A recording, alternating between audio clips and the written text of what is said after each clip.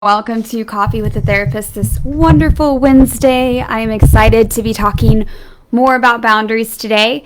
And specifically, we're going to be delving into some of the biggest barriers I've seen to people setting boundaries, and then the difference between healthy boundary setting and maybe where your boundaries might have some holes in them. Oftentimes, people come to me thinking that they have good boundaries, and then there are different areas and small tweaks they have to make to actually make effective boundaries. Just as a side note too, if y'all have not tried this almond milk foam cold brew thing from Starbucks, it is really good. They have like a chocolate one and a cinnamon one, and I keep going back and forth because they are both delicious. And I know this is not about coffee, but since it's Coffee with the Therapist, I did want to tell you that my newest obsession, Starbucks, they always hook me in the summers with their cold brews, is this almond milk foam thing. It's really, really good. And feel free to share with me if you guys have anything that you really love coffee-wise, because I'm always interested in trying new things. And I don't do a ton of dairy, so if it has dairy, I may not try it as much, but if it's really worth it, I might still try it because, you only live once, right? That's what the kids say, YOLO. Wow, my age is totally showing. But anyway, I wanted to talk about some of the barriers that I see come up often to setting boundaries.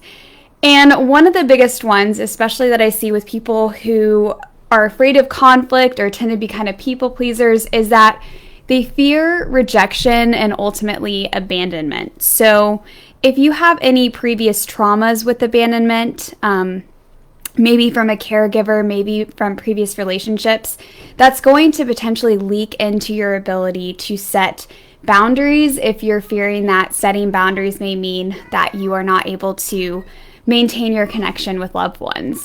The other thing that I see for people is some people really just try to avoid conflict and confrontation like it's a plague, even though it can be a very healthy and helpful thing in a relationship and just in our lives in general.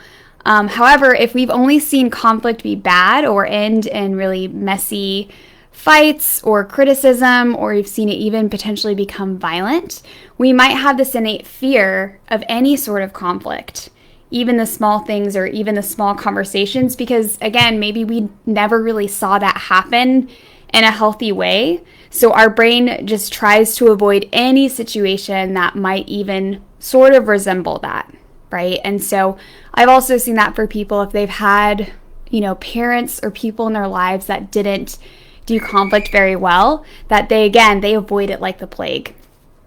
The other thing is a sense of guilt. Some people feel like there's this inner sense of, I don't really deserve to set boundaries, or, what if my boundary hurts another person?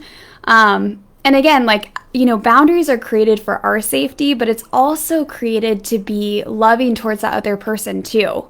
One of the examples I'll give to people is often when you tell somebody who's struggling with alcoholism that they need to go to treatment, they're not going to look at you and say, thank you so much for telling me that. I didn't connect those dots, but you helped me with that.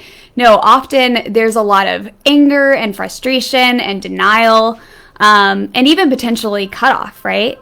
And although, saying that really hard truth might end in them being very upset with you or being very reactive, often people later on down the line, once they are able to face themselves and work through their issues with, substance abuse, they tend to be very grateful for the people in their lives that were courageous enough to say, hey, I think you have a problem.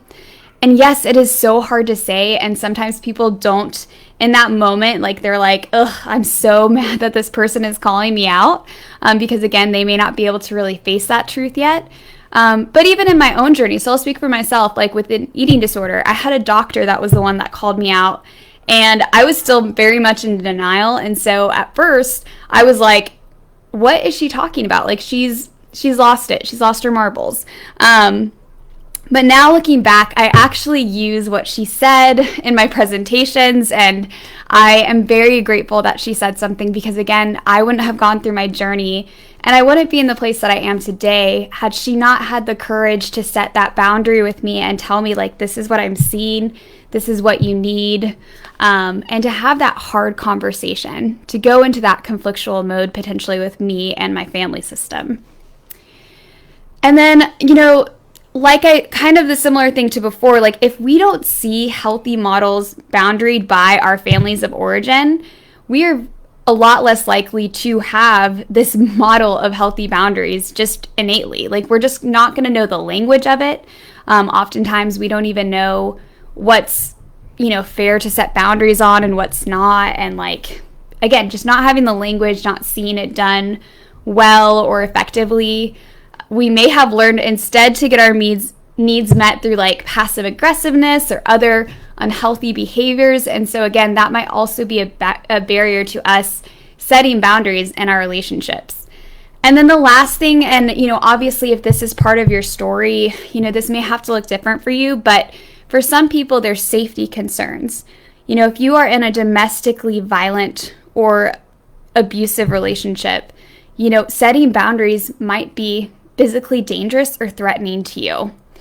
And so for if that's you, I know that like you're not going to be able to set explicit boundaries. That's not necessarily safe. And I would really encourage you to work with somebody, an advocate or something, to try to safety plan and do what you need to do to get out of a relationship like that. Because again, I want to honor that there are some people in really messy situations where it's physically dangerous and threatening, or even like emotionally very dangerous, financially very dangerous, to set a boundary with somebody. So if it's a power and control issue thing, first I have a lot of empathy for you, and I just encourage you to reach out to those resources. So I want to go into the difference between healthy boundaries and maybe like unhealthy boundaries or boundaries with holes in them. So healthy boundaries allow us to have high self-esteem and respect. They help us share our personal information in gradual ways, so like over time, in a mutually sharing and trusting relationship where that person has shown to us that they deserve to hear our truth and they deserve our vulnerability. And when I say deserve, it's not like a character thing. It's more of a like they have been safe with us. And when people are emotionally safe and available, they have earned the right to hear more of our story and to know more about our stuff, so to speak. Healthy boundaries are also, they allow us to protect our physical and emotional space from intrusion. They allow us to be in an equal partnership with our romantic partners. And even just friendships too, where responsibilities tend to be shared. Now, that doesn't mean that we're like keeping track of everything 50-50. It just means that generally speaking, there's, give and take. And if you feel like you're giving more in one area, you're able to, again, set that boundary and kind of create more equity. They also help us separate our needs, thoughts, and feelings and desires from others. And they help us recognize that our boundaries and needs are different than other people. And that's okay. We're all going to have different sets of boundaries and needs. It's more important that we're able to communicate them in a way that's loving and effective without shaming the other person for the boundaries that they have, and trying to help people understand where ours are coming from.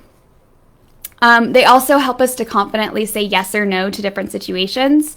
And they ultimately empower us to make healthy choices and take responsibility for ourselves and our own lives and our own happiness and different things in our life, which often takes, some of this tension and anxiety off of a relationship when we're expecting that relationship to be the thing that is responsible for our happiness and so many other things, right? And so those are some of the characteristics of healthy boundaries. Let's talk about the characteristics of unhealthy boundaries. So they may look like sharing too much too soon. I don't know if you've ever met a person where you felt like they've kind of already told you their life story in the first 2 weeks, but that would be some leaky boundaries there. But it's also closing yourself off and not expressing your needs or wants at all either, right? It's either end of the spectrum, just like someone oversharing too much too soon, but also, not sharing in time even when, someone has shown you that they're trustworthy and safe. It's also when we feel responsible for others' happiness.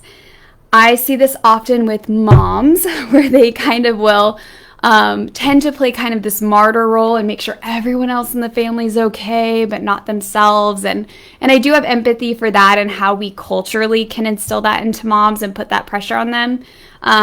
But often moms really struggle to have healthy boundaries with themselves and with their kiddos sometimes. And again, this can play out in any relationship, but essentially just trying to be responsible for others' happiness and almost take away their struggles and their pain, even though that is not our responsibility. Unhealthy boundaries can also be characterized by our inability to say no or not sharing our truth because we're afraid of abandonment or rejection. It's also a weak sense of our own identity. So if you struggle to really know who you are or how you feel about different situations, if you're always looking to other people to see how you feel about things, that might be some leaky boundaries there too. And lastly, just disempowerment. You may end up allowing others to make decisions for you and often feeling powerless and not responsible for your own life. You might blame others or the world for your unhappiness, but it more so usually looks like people just kind of relying on other people to help them make decisions and not really knowing themselves very well.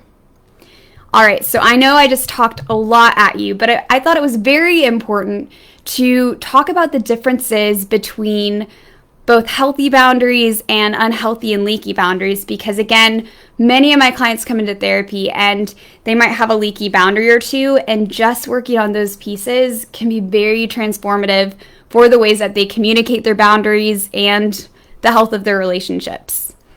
I would love to answer any other questions you have. Awesome. Thank you so much for your feedback, y'all. You like the smell of coffee. That's cool.